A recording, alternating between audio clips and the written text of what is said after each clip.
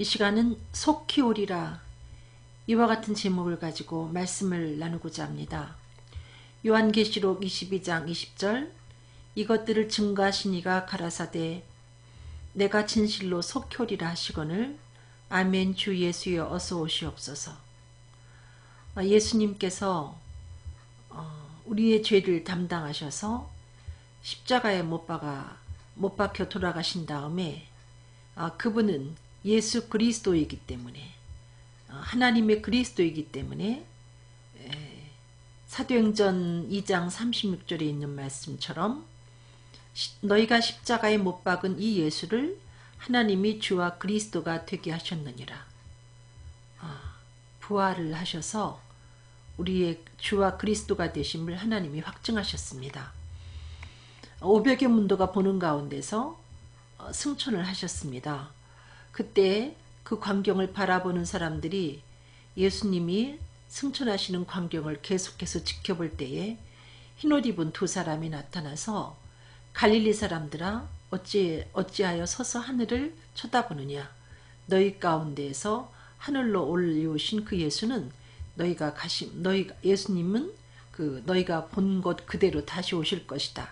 이렇게 다시 오실 예수님을 약속해 주는 것을 볼 수 있습니다. 그러면서 예수님이 그 십자가에 못 박혀 돌아가시기 전에 내가 너희를 위하여 처소를 예비하러 간다. 가서 처소를 예비하면 다시 와서 너희를 영접해서 나 있는 곳에 너희도 함께 있게 하겠다.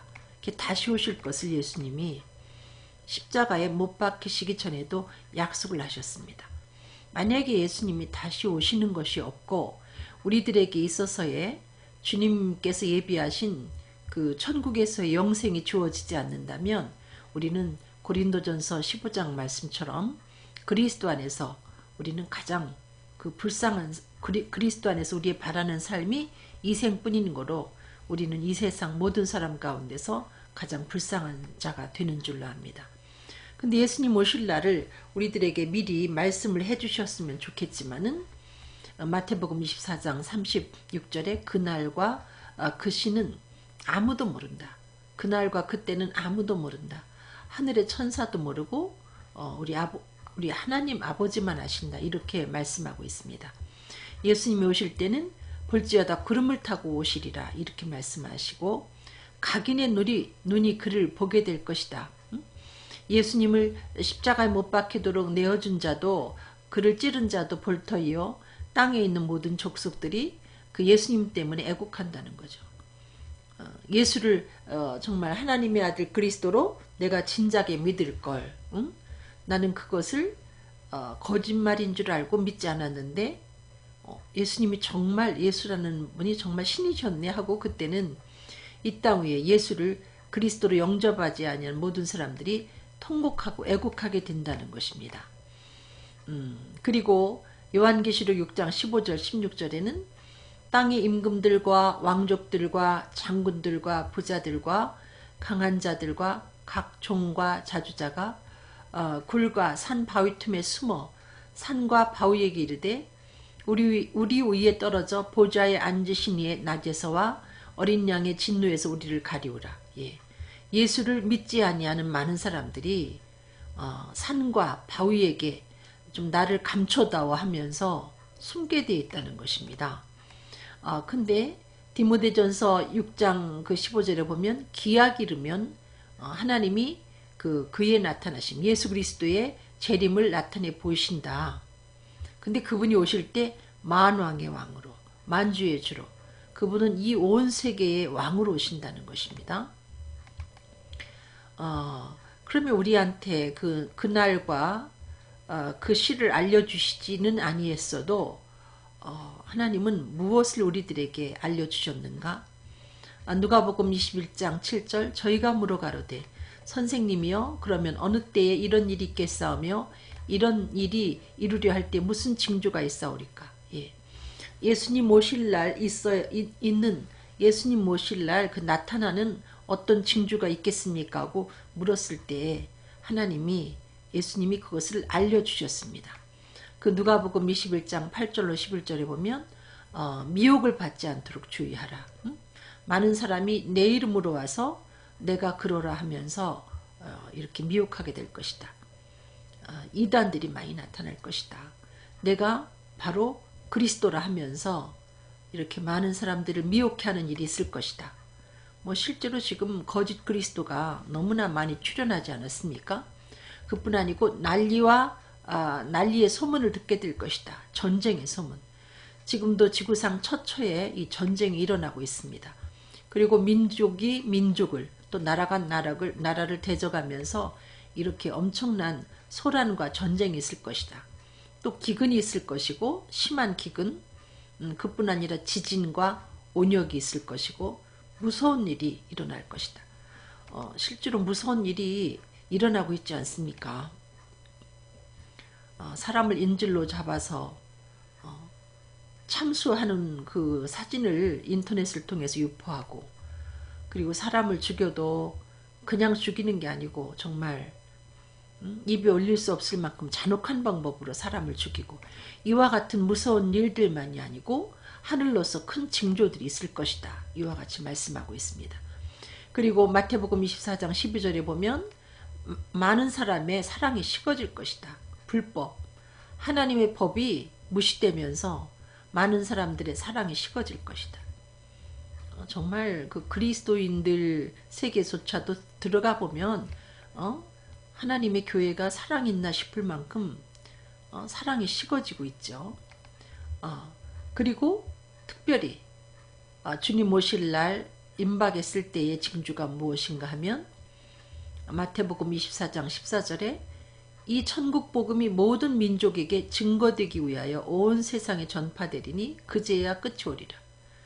여러분, 유일하게 지금 복음이 제대로 들어가지 않은 곳이 북한이지만은, 그러나 북한에도 이미 지하에서 신앙생활 하는 사람들이 있고, 또 유튜브라는 그 매체를 통해서 이미 북한에도 암암리에 저는 복음이 들어가 있다고 봅니다. 온 세상에 복음이 전파되면 예수님이 오시겠다 했는데, 지금 북한은 누가 복음을 들고 들어갈 수는 없지만 인터넷이라는, 유튜브라는 그 매체를 통해서 그들에게도 복음이 전파되고 있다는 거죠. 그래서 오바마 대통령이 이야기한 것처럼 유튜브를 통해서 그 북한의 모든 그 자유주의의 그 모든 소식이 들어가면서 또 그 북한의 실상이 또 파헤쳐지면서 북한이 무너질 것이다. 그렇게 이야기하는 것처럼 이 복음이 정말 그 무슨 민들레 씨앗처럼 유튜브를 통해서 이미 세계 곳곳에 전파되고 있기 때문에 주님 오실 날은 가까웠죠. 주님이 문 밖에 와 계시다 해도 과언이 아닙니다. 그러므로 예비하고 있으라. 생각지 않은 때 인자거리라. 예수님은 이와 같이 말씀하고 계십니다. 볼지어다 내가 문 밖에 서서 두드리노니 누구든지 내 음성을 듣고 문을 열면 내가 그에게로 들어가 그로 더불어 먹고 그는 나로 더불어 먹으리라. 그러므로 주님 오실 날이 가까웠으니 나를 너의 왕으로 마음속에 받아들여라. 요한계시록 3장 20절에 이와 같이 말씀하고 계십니다. 예수님을 문 열고 마음의 문을 열고 모셔드려도 되고 마음의 문을 안 열어줘도 되고, 이것은 우리들에게 선택할 권한이 없습니다. 이유는 우리가 죄인이기 때문에. 그래서 못 들은 척하고 있으면 우리는 죽은 그 상태로 재림하시는 예수를 맞이하기 때문에 그 앞에 설 수가 없습니다. 진실로 진실로 너희에게 이르노니 죽은 자들이 하나님의 아들의 음성을 들을 때가 오나니 곧 이때라. 듣는 자는 살아나리라. 우리는 죄와 허물로 죽은 자인데 예수님이 놓고 하는 소리를 듣고 못 들은 체하고 마음의 문을 열지 아니하면 우리는 죽은 상태로 그대로 있고 재림하시는 예수님을 맞이할 때 통곡하게 되어 있다는 것입니다. 그래서 우리는 그 주님의 음성을 듣고 주님을 나의 왕으로, 나의 구세주로 모셔드려야 됩니다. 요한복음 5장 29절에 선한 일을 행한 자는 생명의 부활로, 악한 일을 행한 자는 심판의 부활로 나오리라. 여러분, 선한 일을 행한 자가 누구일까요? 그는 곧 예수 그리스도, 우리의 죄를 해결해 주신 가장 선한 일을 행하신 예수를 왕으로 모셔드린 사람입니다. 그와 반대로 악한 일을 행한 자는 예수를 끝까지 구세주로 믿지 아니하고 예수님을 문 밖에 세워두는 것입니다. 요한복음 1장 12절에 영접하는 자 곧 그 이름을 믿는 자들에게는 하나님의 자녀가 되는 권세를 주셨으니 우리가 하나님의 자녀가 되지 아니하면 하나님께서 예비하신 그 하나님의 왕국 천국에 들어갈 수가 없습니다. 하나님 자녀가 되는 그 권세를 얻는 방법은 예수를 그리스도로 받아들이는 겁니다. 이것을 영접한다 그렇게 말합니다. 이것을 예수를 믿는다 이렇게 표현합니다. 창세기에 보면은 하나님께서 인간을 만든 다음에 그 진흙덩이에 불과한 인간의 코에 하나님의 생기를 불어넣으니까 생명이 되었다. 그래서 비로소 하나님과 교제하게 되었다. 이렇게 말씀하고 있거든요.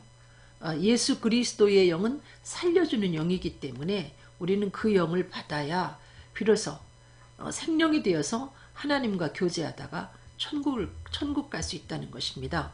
그래서 예수님이 부활하신 다음에 제자들 앞에 나타나셔서 성령을 받으라 이와 같이 말씀하고 계시죠. 숨을 내쉬면서 성령을 받으라. 그만큼 성령이 중요하기 때문에 또 물과 성령으로 나지 아니하면 하나님 나라를 볼 수도 없고 들어갈 수도 없다. 이렇게 성령을 받는 것은 이것은 사치품을 내가 갖는 것이 아니고 이것은 생명이기 때문에 내가 필연코 기필코 받아야 되는 것입니다. 성령이 친히 우리 안에 들어오셔서 우리가 하나님의 자녀인 것을 증거해 주시기 때문에 성령을 받기 전에는 확신이 안 생깁니다. 내가 구원을 받았는지 하나님 자녀가 되었는지 천국과 지옥이 있는지 이것이 믿어지지 않습니다.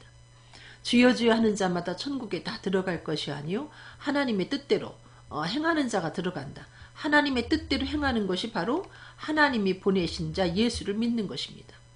예수님의 제자들이 물었습니다. 예수님께 나와서 내가 어떻게 하여야 하나님의 일을 하오리까 했더니 예수님이 하나님의 보내신 자를 믿는 것이 곧 하나님의 일이다.